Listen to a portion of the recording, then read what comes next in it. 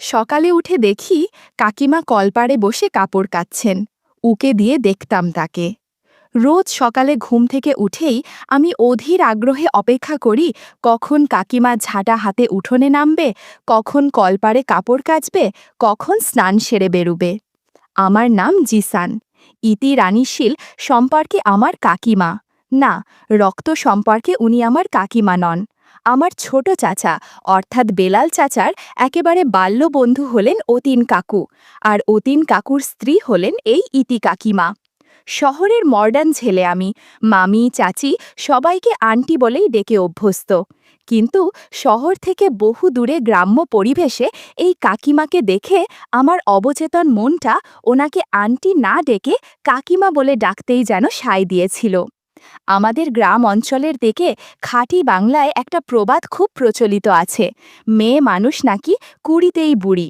কিন্তু এসব প্রবাদ বচন যে সিম্পলি ভাওতাবাজি ছাড়া আর কিছুই না, তার উৎকৃষ্ট প্রমাণ হলেন এই ইতি কাকিমা।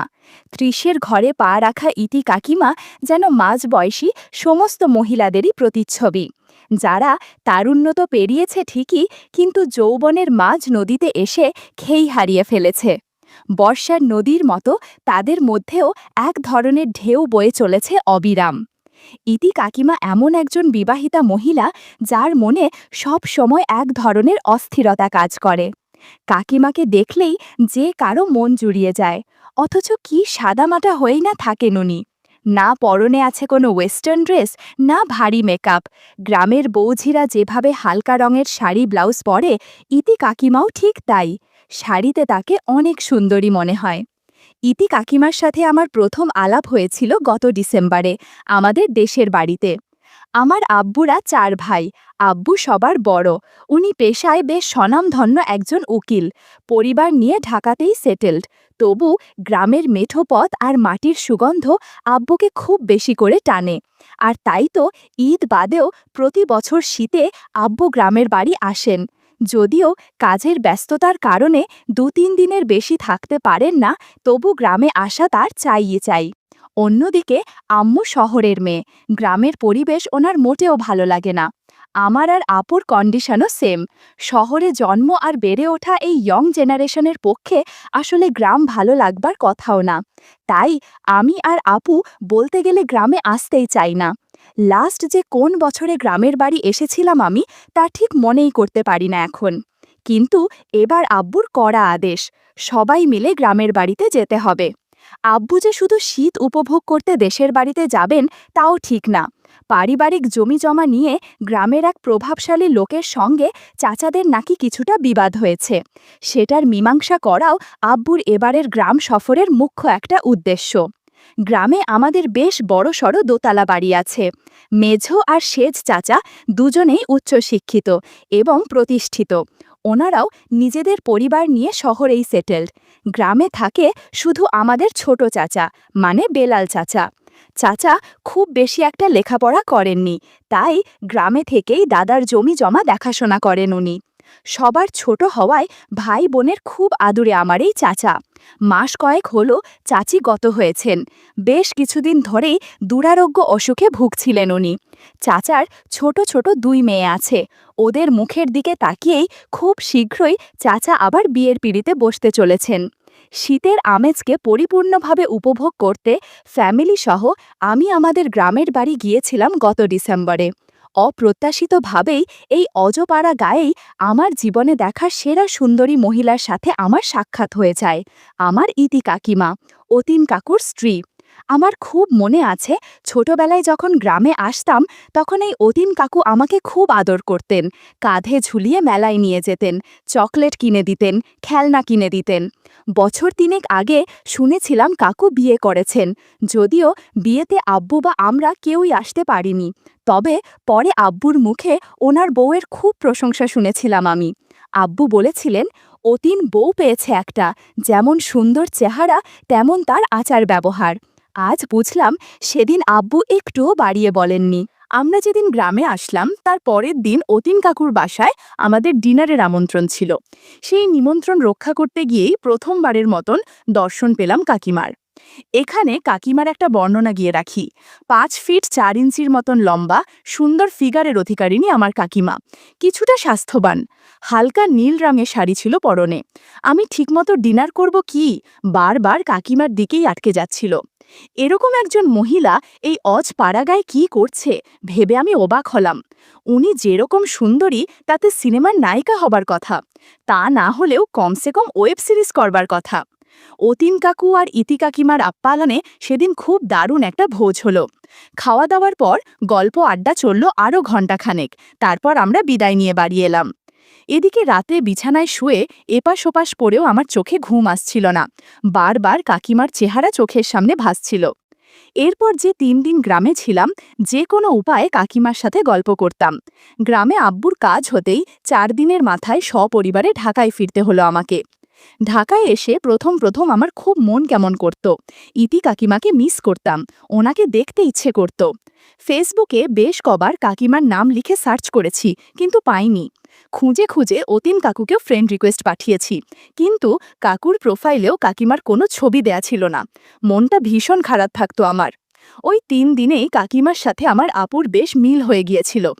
আপুর কাছেও ছলে বলে কৌশলে কাকিমার আইডির খোঁজ করেছি, কিন্তু আপুর মুখে শুনলাম কাকিমা ফেসবুক তো ইউজ করেনি না, ওনার নাকি স্মার্টফোনও নেই। এদিকে 1 সপ্তাহ 2 সপ্তাহ করে প্রায় 3 মাস কেটে গেল। আমিও এক্সাম নিয়ে ব্যস্ত হয়ে পড়লাম, ভালো মতো এক্সামটাও দিতে পারলাম না। হঠাৎ করেই আম্মুর মুখে শুনতে পেলাম গ্রামের জমিজমা নিয়ে ঝামেলাটা নাকি আবার বেড়েছে।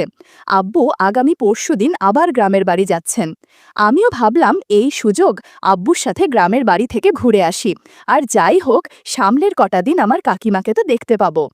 পরদিন আব্বুর সাথে চলে এলাম গ্রামে।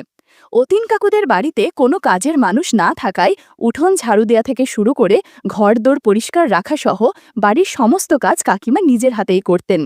সকাল হতেই কাকিমা ঘুম থেকে উঠে ঝাঁটা হাতে বাড়ির আঙিনা ঝাড় দেবার কাজে লেগে পড়তেন।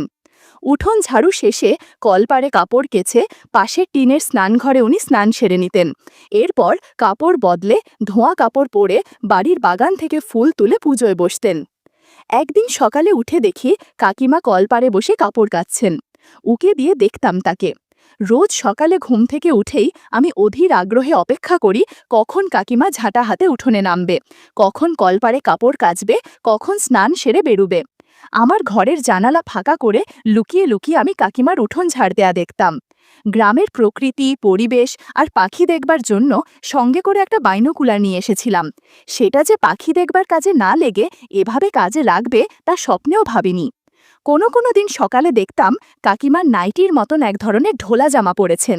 নাইটি ঠিক না, মানে ওই ম্যাক্সি আর কি। আবার অন্যদিন দেখতাম সুতির শাড়ি পরনে। কাজ করবার সময় কাপড় অগোছালো থাকত। যখন কাকিমা ঝুঁকে ঝাড় দিত তখন তখন কাকিমার কাজ দেখতাম। আর যেদিন শুধু ম্যাক্সি, যখন উঠান ঝাড় দিতেন তখনও তার কাজ দেখতাম। এইসব কিছু যেন ধীরে ধীরে একটা রুটিনে পরিণত হলো।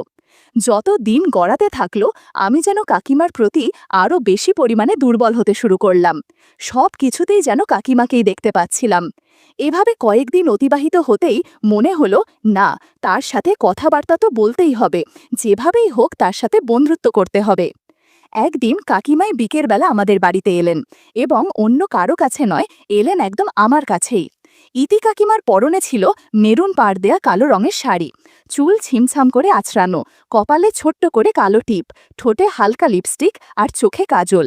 সিম্পল হালকা সাজে ওনাকে যেমন স্নিগ্ধ লাগছে তেমনি ভীষণভাবে আকর্ষণীয় লাগছে। মনে মনে ভাবলাম এটাই সুযোগ ওনার কাছাকাছি আসবার, ওনার সাথে ভাব জমাবার। কাকিমাকে নিয়ে রুমে যাবার পথে কাজের মেয়েটাকে বললাম যেন আমাদের জন্য রুমে 2 কাপ চা পাঠিয়ে দেয়। কাকিমা আমার খাটে এসে হালকা ঝুঁকে বসল।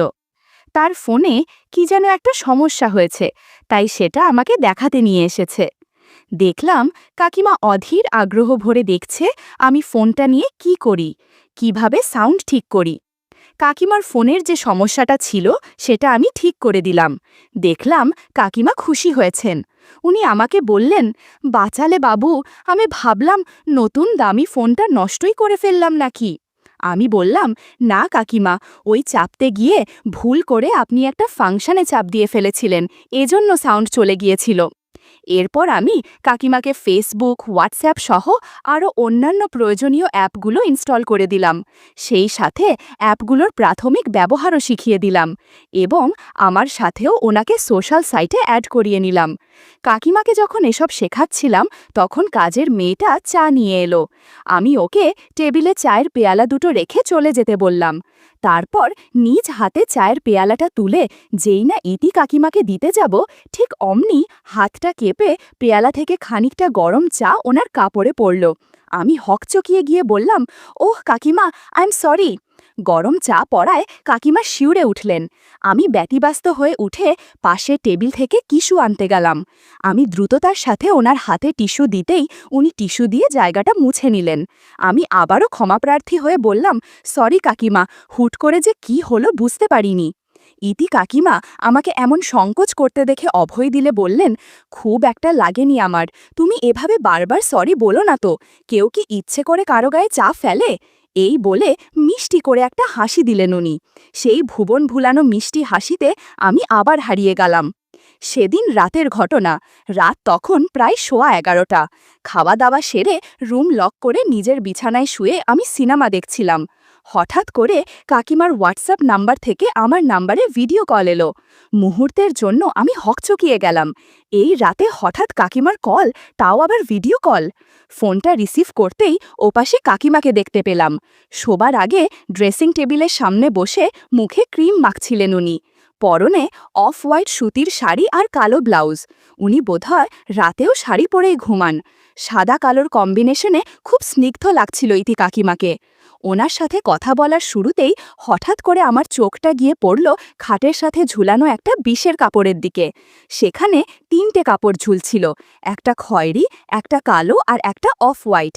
ইতি কাকিমা বলছিলেন, কাল বিকেলে একবার এসো, হ্যাঁ, চা নাস্তার নিমন্ত্রণ রইল। এসে কাকিমার হাতের নাস্তাও খেয়ে যাবে, তার সাথে আমাকে ফোন চালানোর ব্যাপারেও পাক্কা নলেজ দিয়ে যাবে, কেমন? আমি ওনার কথায় সাই দিলাম। পাশের রুম থেকে অতীন কাকুর হাঁক শুনতে পেলাম। কাকিমাকে হয়তো ঘুমানোর জন্য ডাকছে। ইতি কাকিমা বলল, তোমার কাকু ডাকছে গো, কাল আসছো কিন্তু তাহলে। আমি চললাম, হ্যাঁ, গুড নাইট। দিন কতক আমার এভাবেই কাটল, আর এর মাঝে ইতি কাকিমার সাথেও আমার বেশ ভাব জমে গেল। সেদিন ছিল শুক্রবার, কাকুর অফিস ছুটির দিন। কাকুর বাসায় লাঞ্চের দাওয়াত ছিল আমার। খাওয়া দাওয়া সেরে 3জনে মিলে গল্প করছিলাম। তখনই কথায় কথায় কাকিমার বোনের বিয়ের আলোচনা উঠল। ইতি কাকিমা বললেন, তোমাকে কিন্তু আমার বোনের বিয়েতে যেতেই হবে। এই অতীন, তুমি ওকে কিছু বলছো না কেন? আমি বললাম, কিন্তু আমি বিয়েবাড়িতে গিয়ে কি করব, মানে ওখানে কেউ তো আমাকে চেনে না। কাকিমা বললেন, চেনে না তো কি হয়েছে, আমরা তো আছি, আর তুমি তো আমাদের গেস্ট হয়ে যাচ্ছ। আতিন কাকু আর কাকিমার কথায় এক পর্যায়ে রাজি হলা যাওয়ার জন্য। পরদিন সকালে আমি, কাকু আর কাকিমা রওনা দিয়ে দিলাম কাকিমাদের বাড়ির উদ্দেশ্যে। কাকিমাদের বাড়িটাও মফস্বল এলাকায়। শুরুতে ট্যাক্সি আর তারপর বাস যোগে বিয়েবাড়িতে পৌঁছাতে হলো। ইতি কাকিমা আজ পরেছেন নীল সিফনের স্বচ্ছ শাড়ি, ভেতরে ফুলকাটা কাজের দামি সাদা পেটিকোট, সাদা হাতকাটা ব্লাউজ, ব্লাউজেও সুতোয় ফুল তোলা কাজ। একটা জিনিস আমি খেয়াল করে দেখেছি, কাকিমা যেন একটু ফিটিং কাপড় পরতে বেশি পছন্দ করেন। হয়তো উনি ইচ্ছে করেই করেন দৃষ্টি আকর্ষণের জন্য। কপালে ছোট্ট করে টিপ, ঠোঁটে লিপস্টিক, চোখে কাজল। আমি বিমোহিত। 2 হাতের 10টা আঙুলেই বেশ খানিকটা নখ রেখেছেন, আর তাতে ডিপ খয়েরি রঙের নেল পালিশ লাগানো। খুব সুন্দর লাগছিল ওই হাতজোড়া। কাকু কাকিমার পেছন পেছন আমি ওনাদের বাড়িতে ঢুকলাম। কাকিমা বাড়ির মোটামুটি সবার সাথেই আমাকে পরিচয় করিয়ে দিলেন। ইতি, কাকিমার কাকু, কাকিমা, বাড়ির পিচ্ছিরা সবাই কাকিমাকে দেখে খুব খুশি হল। হঠাৎ এক বিধবাবেশী মহিলাকে দেখেই কাকিমা ওনাকে জড়িয়ে ধরলেন। সেই মহিলা দেখতে ভীষণ সুন্দরী, কিন্তু পর্যাপ্ত যত্ন আর পরিচর্যার অভাবে চেহারায় যেন এক ধরনের রুক্ষতা বিদ্যমান। লম্বার প্রায় কাকিমার মতনই হবেন। কাকিমা আমাকে ওনার সাথে পরিচয় করিয়ে দিলেন। উনি আর কেউ নন, স্বয়ং কাকিমার আপন বড়দি লতিকা। হাসি মুখে পরিচয় তো হলাম, কিন্তু ভেতরে ভেতরে তখনও আমার বিস্ময় যেন কাটছেই না। ইতি কাকিমা সুন্দরী হলেও ওনার দিদিও বেশ সুন্দরী আর আকর্ষণীয়। দুই বোন গল্প করতে করতে আমার চোখের সামনে দিয়েই ঘরের ভেতরে ঢুকে গেল। কাকিমার যে বোনটার বিয়ে সে খানিকটা ছোটখাটো গড়নের। এছাড়াও মেয়ে পক্ষ ছেলে পক্ষ মিলিয়ে আরও বেশ কিছু যুবতী মেয়েরাও নিমন্ত্রণ খেতে এসেছে। পরদিন বাসি বিয়ের পরে বরকন্যা শ্বশুরবাড়ির উদ্দেশ্যে বেরিয়ে যেতেই আমরাও বাড়ি ফেরার উদ্যোগ নিলাম। ইতি কাকিমার বাড়ির লোকেরা সবাই খুব করে ধরলেন আর 2 দিন যেন আমরা থেকে যাই। কিন্তু অতীন কাকুর অফিসে খুব কাজের চাপ চলছে, তাই ওনার পক্ষে আর একটা দিনও অফিস কামাই দেয়া সম্ভব নয়। তাই কাকিমারও থাকা হলো না। ফেরার পথে কাকিমার বাড়ির লোকেরা কাকিমাকে জড়িয়ে ধরে বেশ কান্নাকাটি করলেন। তবে যা বুঝলাম, বিয়ের ঝামেলা শেষ হলেই কদিনের জন্য লতিকা আন্টি কাকিমাদের বাড়িতে বেড়াতে আসবেন। বিয়েবাড়ি থেকে বিদায় নিয়ে কাকু একটা ট্যাক্সি ঠিক করে ফেলেছে। ট্যাক্সিতে কিছু ফুল রাখা ছিল। কাকু ড্রাইভারের পাশে সামনের সিটে বসে পড়লেন, আর পেছনের সিটে আমি আর কাকিমা। গাড়ি চলা শুরু করতেই কাকিমাকে তন্দ্রাচ্ছন্ন দেখাচ্ছিল। কয়েক মিনিটের মধ্যেই উনি ঘুমিয়ে পড়লেন, আর ঘুমের ঘোরে বারবার আমার বাম কাঁধে মাথা ঝুঁকে দিচ্ছিলেন। একটু অগোছালো লাগছিল কাকিমাকে, বেশ অস্বস্তি হচ্ছিল। ওদিকে কাকুও ঘুমিয়ে পড়েছেন আর ড্রাইভার গাড়ি চালাতে মগ্ন। কাকিমার কাছে 2টো জবা ফুল দেখে বেশ ভালোই লাগছিল। বন্ধুরা, তোমরা নিশ্চয়ই জবা ফুল চিনতে পেরেছ। ভাবলাম টাটকা ফুল 2টো হাতে নিয়ে দেখলে ভালো লাগবে। গাড়ির মধ্যে সাবধানে জবা ফুলের ঘ্রাণ নিয়ে দেখলাম অনেকটাই তাজা। ফুলের সুগন্ধে নিজেকে যেন অন্যরকম সতেজ মনে হচ্ছিল। জবা ফুলের লাল পাপড়ি আর সবুজ ডাঁটা একসাথে দারুণ লাগছিল। হালকা ছুঁয়ে দেখতেই মনে হচ্ছিল বিয়ে বাড়ির সমস্ত ক্লান্তি চলে গিয়েছে। বেশ কিছুক্ষণ 2টো জবা ফুল হাতে ধরে মুগ্ধ হয়ে তাকিয়েছিলাম। বন্ধুরা, ইউটিউবের কড়া নিয়মের কারণে এসব ঘটনা সরাসরি বলা যাচ্ছে না। তোমরা কমেন্টে দেয়া লিঙ্ক থেকে আমার ওয়েবসাইট ভিজিট করো। সেখানে একদম মনের মতো গল্প দেয়া আছে, যেগুলো ইউটিউবে পাওয়া যায় না। এভাবে ফুল নিয়ে জার্নি করতে করতে আমার মধ্যে অদ্ভুত অনুভূতি হচ্ছিল। বাড়ির কাছাকাছি আসতেই রেখে দিলাম, কেননা কাকি জেগে গেলে সমস্যায় পড়ে যাব। বাড়ি ফিরতে ফিরতে আমাদের প্রায় রাত 11টা হয়ে এলো। গ্রাম এলাকা, এখানে রাত 11টা মানেই অনেক রাত। চারপাশ শুনশান হয়ে গিয়েছে। আশেপাশের সব বাড়ির লোকেরাই কম বেশি ঘুমিয়ে পড়েছে। অতীন কাকু বললেন, এত রাতে আর তোর বাড়ি গিয়ে কাজ নেই বাবু, আজ রাতটা তুই আমাদের বাড়িতেই থাক। সকালে তোর কাকিমার হাতের গরম গরম লুচি আর আলুর দম দিয়ে নাস্তা করে তারপরে বাড়ি যাবি। আমি আর কথা বাড়ালাম না। আসলেই বেশ রাত হয়ে গেছে। ও বাড়ির সবাই এতক্ষণে নিশ্চয়ই ঘুমিয়ে পড়েছে। তাছাড়া কাকু কাকিমার পাশের ঘরে রাত্রি যাপনের এমন সুবর্ণ সুযোগ যখন পেয়েই গেছি, তখন তা ছাড়েই বা কী করে। আমি দ্বিতীয়বার আর ভাবলাম না, রাজি হয়ে গেলাম। এরপর কাকিমার সাথে কি কি ঘটনা ঘটল আর তার দিদি বেড়াতে আসার পর কি কি করলাম তা পরের পর্বে জানাবো বন্ধুরা। দেখা হচ্ছে কাল রাত 8টা 15-তে।